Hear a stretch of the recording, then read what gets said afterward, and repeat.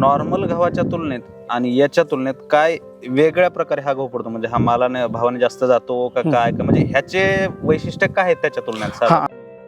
20 kilo फक्त बियाणं जर का तुम्ही टाकलं ह्याला 40-40, 50-50 फुटवे आहेत सर. होय. आता जर का आम्ही लोकांना सांगितलं 20 किलो तुम्ही एकरा 1.5 एकरात करा, लोक ऐकत नाही, कोण नेणार पण नाही आपल्याकडं. कारण माझ्याकडं ज्यांनी बियाणं यंदा नेलं होतं ते लोक महिन्यापर्यंत मला फोन करत होते की आता आम्ही पेरले आणि लोक म्हणते मोडून टाका. मग मी त्यांना काय सांगत होतो, 1.5 महिन्याचा फक्त मला कालावधी द्या आणि 50 दिवसानंतर मला तुम्ही सांगा. आता तीच लोक सांगतात आम्ही औषध मारलं नाही त्याला, आम्हाला ते औषधाचं एक तुम्ही सांगताय 05234 महिची फवारणी पण ह्यात चालायलाच येईल. याच्या चपात्या वगैरे ज्या आहेत अशा चविष्ट लागत नाही. बरोबर आहे. नाही, लोकांच्या कॉमेंट वाचून निर्णय घेण्यापेक्षा एक अर्धा किलो न्या, अर्धा किलो करा आणि मग सांगा. सर्वांना प्रेमपूर्वक नमस्कार मंडळी, सर्वांचं स्वागत आहे आकाशात मास्टर्स मध्ये. तुम्ही आज म्हणाल हे स्टुडिओमध्ये सोडून हे शेतात काय? मंडळी, याच गव्हाची चर्चा सध्या पूर्ण महाराष्ट्रभर आहे. 1 फूट लांबी, ईदभर लांबी आणि गव्हाची ती ही अशी जात आपण महाराष्ट्रामध्ये ज्यांच्या मार्फत पाहिली असे आदरणीय दत्तात्रय विठोबा पाटील हे एक प्रगतशील शेतकरी आहेत आणि सध्या यांची आणि ह्या गव्हाची यांनी लावलेल्या पूर्ण महाराष्ट्रामध्ये याची चर्चा आहे. तर हे काय सगळी भानगड आहे या आज आपण सगळं पाहणार आहोत.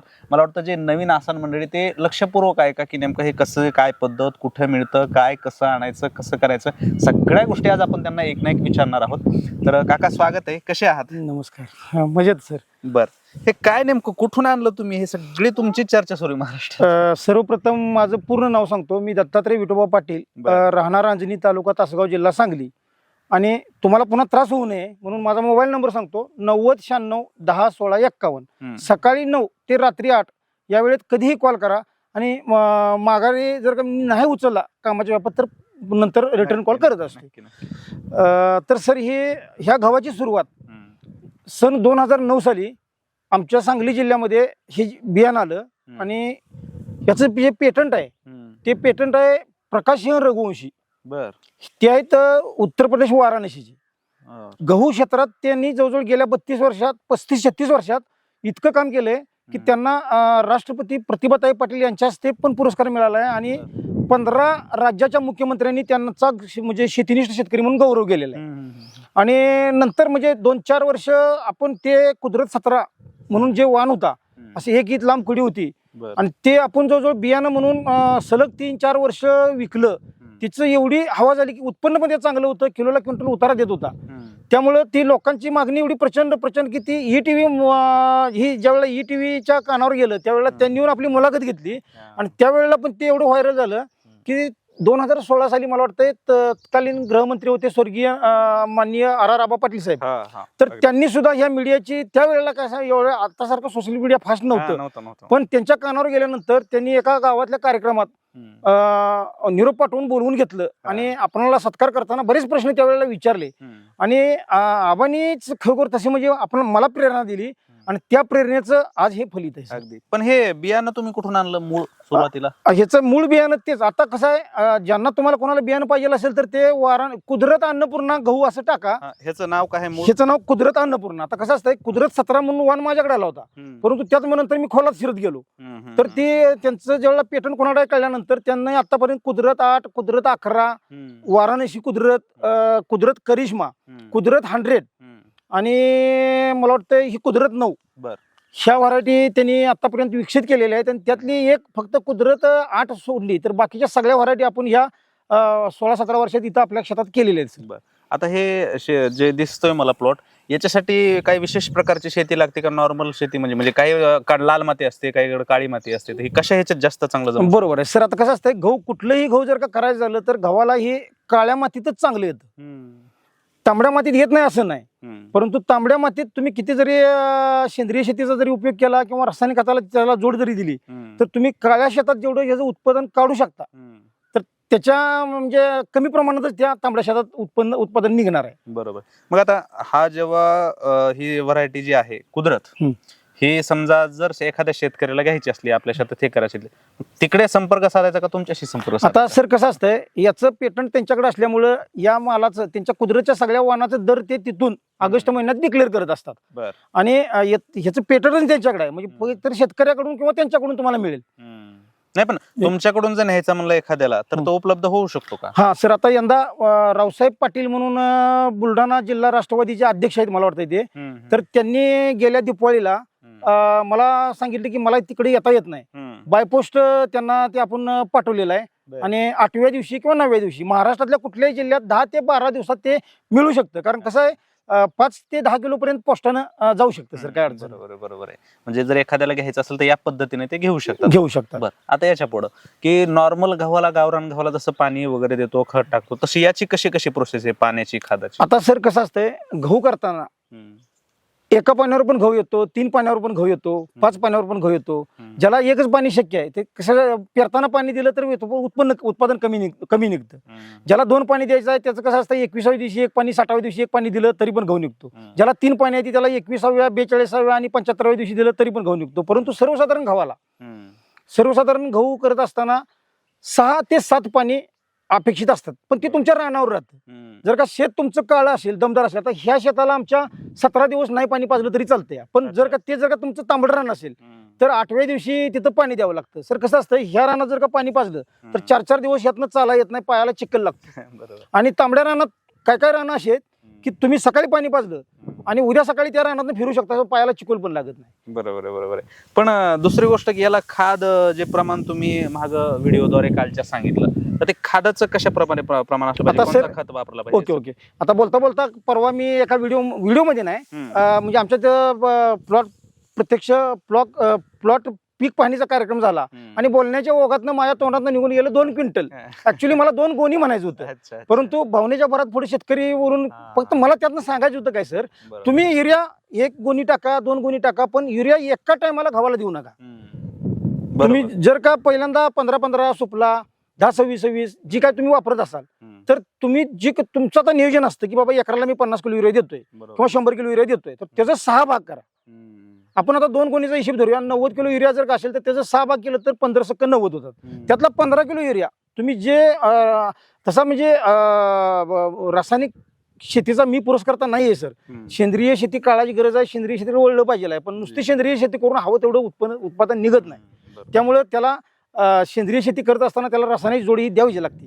तर त्यातला एक हिस्सा जो आहे तो 15 किलोचा त्यावेळेला द्या आणि राहिलेला 45 किलो युरिया आहे, म्हणजे अर्धा तुम्ही काय देता त्यातला अर्धा युरिया आणि त्याच्याबरोबर झिंक सल्फर एकरी 5 किलो सल्फर, 6 किलो 33% झिंक, 33% नाही मिळालं तुम्हाला तर 21% मिळालं तर 9 किलो आणि ह्युमिक ऍसिड राणा. म्हणजे असं काय प्रत्येकाची वेगवेगळी काम आहेत, पण गेल्या 4-5 वर्षात त्याचे एवढे चांगले रिझल्ट आलेत आणि मलापेक्षा माझ्या संपर्कात जे शेतकरी आहेत ते स्वतःहून सांगतात. कारण कसं होतंय, बरेच लोक बियाणासाठी संपूर्ण महाराष्ट्रातून फोन करत असतात, प्रत्येकाला बियाणं उपलब्ध होऊ शकत नाही. कारण आता सर कसं आहे, ह्या वेळेला आमचं एक 25 क्विंटल उत्पादन ह्या 3 प्लॉटमध्ये निघेल, पण फोन जवळजवळ म्हणजे इतके फोन आणि मेसेज आलेत की प्रत्येकाला आपण देऊ शकत नाही. तसं विचार केला तर अर्धा किलो सुद्धा कोणाच्या वाटणीला यायचं नाही. पण अर्धा किलो जरी नेलं, आमचे निपाणीचे एक शेतकरी आहेत, मलगोंडा पाटील नाव आहे त्यांचं, अर्धा किलो फक्त नेलं त्यांनी, तर त्यांना सुद्धा आपण गेले 3 महिने झालं व्यवस्थित मार्गदर्शन करतोय. गव्हाचे फुटवे मोजूयात आपण. 1,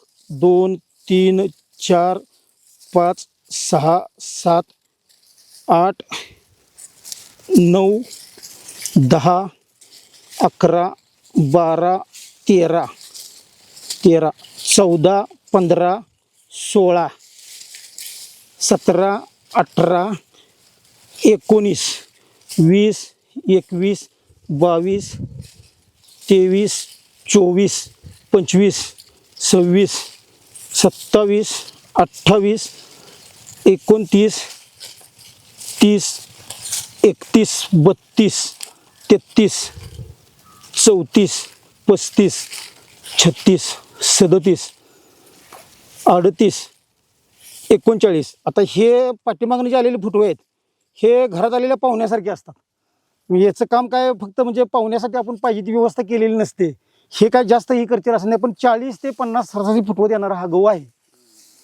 अच्छा, म्हणजे तुमच्याकडून जर कोणी हे नेलं समजा तर तुम्ही मार्गदर्शन बी करता म्हणा. 100% सर. आणि नाही नेलं, नुसता फोन केला त्यांनी हा. तर त्यांना सांगतो की आता बियाणं संपलंय, तुम्ही गहू कुठला पण करा. तुमचं कसं गव्हाच्या भरपूर जाते, बरोबर. 3-3.5 हजार जाते सर. हम्म. तुमच्या भागात जी उपलब्ध आहे ती तुम्ही केले सर. तर त्याला कुठल्या पद्धतीला काय आता सर कसं असतंय, म्हणजे अजूनही या शेतीच्या बाबतीत आपण 17 वर्षाचा मला प्रगल्भ अनुभव घेत आहे म्हणून काही मी तज्ञ नाही. हम्म. अनुभवातून आपण म्हणजे शिकत गेलोय आणि त्या अनुभवाचंच ही फलित आहे. बरोबर. तर कसं असतंय, ह्या गव्हाची एक स्टेज असते, हम्म. त्याला CRI स्टेज म्हणतात, सगळ्यात महत्वाची अवस्था ती. बर. आणि ती स्टेज आहे ती जर का तुम्ही 15 ऑक्टोबर ते 15 नोव्हेंबर या कालावधीत गहू पेरलं हम्म. तर 18 ते 21 दिवसात येते. हम्म. आता मी इथं बसून 18 ते 21 दिवसात तुम्हाला सांगितलं, पण जर का तुमचं रान काळं असेल बरोबर. तर ती 21-22व्या दिवशी सुद्धा येऊ शकते.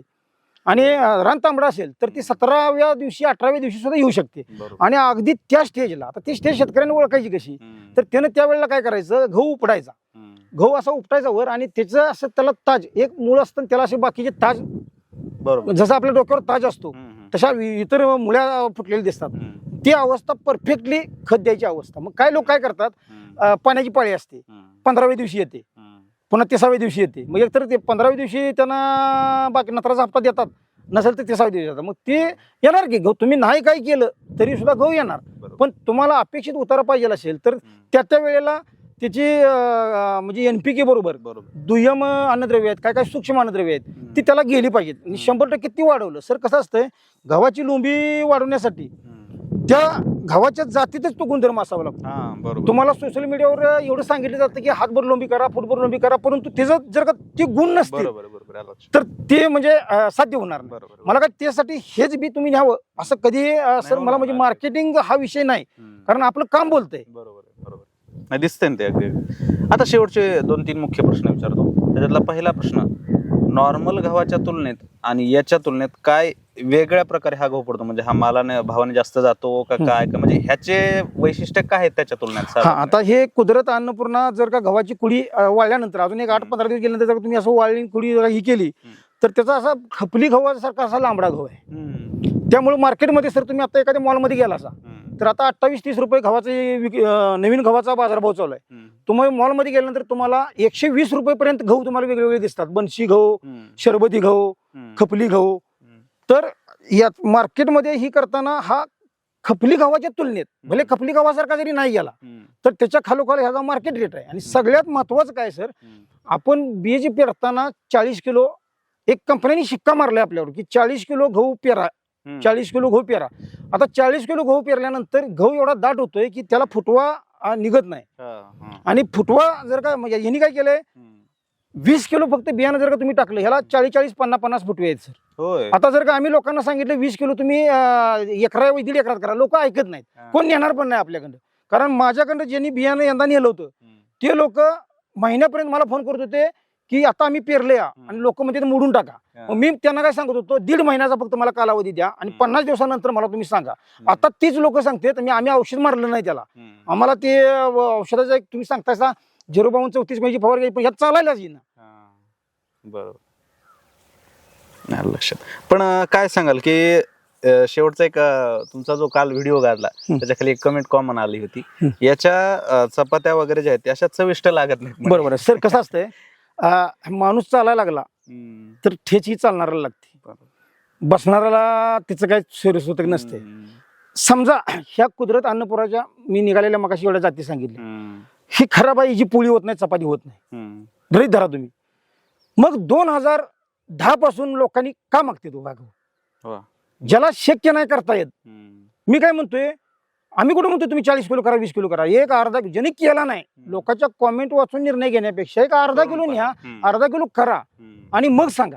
बरोबर. जर का ह्याचं सर मार्केटिंग केलं तर मार्केटिंग 1 वर्ष, 2 वर्ष, 3 वर्ष फक्त टिकतं. हा. आज तुम्हाला ह्या आमच्या सांगलीच्या परिसरात हजारो हम्म. शेतकरी किती सांगतील हम्म. की आम्ही कुदरत गहू केला होता, आम्ही कुदरत गहू करतोय. हम्म. आपली सर 60-70 असं कस्टमर आहेत, हम्म. त्यांना मी सांगतोय आता तुमचं बियाणं चालतंय, हा सरळ पद्धतीचा वाण आहे. हम्म.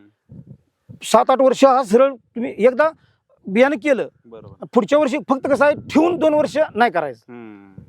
तुमच्या शेतात पिकवायचं, त्यातलं बी असं सरळ पद्धतीचा वाण असल्यामुळं 7-8 वर्ष चालतोय हा. हम्म. मग एकदा नेलेले काय काय शेतकरी त्यांना बरं वाटलं तर ते त्यांच्या रानात करत असतात. अजून कुदरत 17 वाण करणारे शेतकरी काय काय आहेत. मग जर का ह्याची चव चांगली नसती, चपाती येत नसती, पोळी येत नसती, तर ही 17 वर्ष चालला नसता, बाजार उठला असता सर आपला म्हणजे पाठीमागच. अगदी अगदी अगदी मला वाटतं तेच त्या कमेंटचं उत्तर हे देणं गरजेचं होतं. खूप खूप धन्यवाद, तुम्ही हे सगळं मार्गदर्शन याच्याविषयी केलं. आणि आता आपण पाहणार सुद्धा आहोत की खरंच ते तेवढ्या लांबीचं आहेत का, सगळ्या गोष्टी कशा प्रकारे फुटवे आहेत वगैरे वगैरे. आता आम्हाला ते दाखवा तुम्ही. चला. ठीक. ही आहे आपल्या गव्हाची 1 फूट लांबीची ओंबी. 3 वर्षापूर्वी बोरगाव येथे 1000 शेतकऱ्यांचा मेळावा जमलेला होता आणि त्या मेळाव्यात मी सांगितलेलं होतं, त्याची क्लिप पण माझ्याकडे आहे, की येणाऱ्या 1-2 वर्षात 1 फुटाचा गहू येतोय. त्यावेळेला लोकांनी असं हसून ठर उडवली होती आणि ती म्हणजे त्याचं आपल्या 17 वर्षाच्या सातत्याचं हे बक्षीस म्हणा हवं तर किंवा म्हणजे परिश्रमाचं चीज आहे की 1 फुटाचा गहू सुद्धा येऊ शकतो. जाता जाता फक्त लोकांना मला हेच सांगायचं आहे की तुम्हाला गव्हाचं उत्पादन घेत असताना NPK बरोबर दुय्यम आणि सूक्ष्म अन्नद्रव्याची त्याला गरज असते. 19-19-19 052-34 आणि 0050 ही खतं वेळच्या वेळी फवारत चला. दुसरी गोष्ट त्याच्या वेगवेगळ्या स्टेज आहेत. जर का माझा नंबर दिला आणि कुणी विचारलं तर पर्सनली आपण 1ही रुपया न घेता गेले सातत्यानं 8-10 वर्षात आपण व्हॉट्सअप ग्रुपच्या माध्यमातून मार्गदर्शन करत आलो आहे आणि त्याचा लाभ बियाणं नेलेल्या लोकांनी पण घेतला आहे आणि न नेलेल्या लोकांना पण आपण तो अगदी फ्रीमध्ये देतो आहे.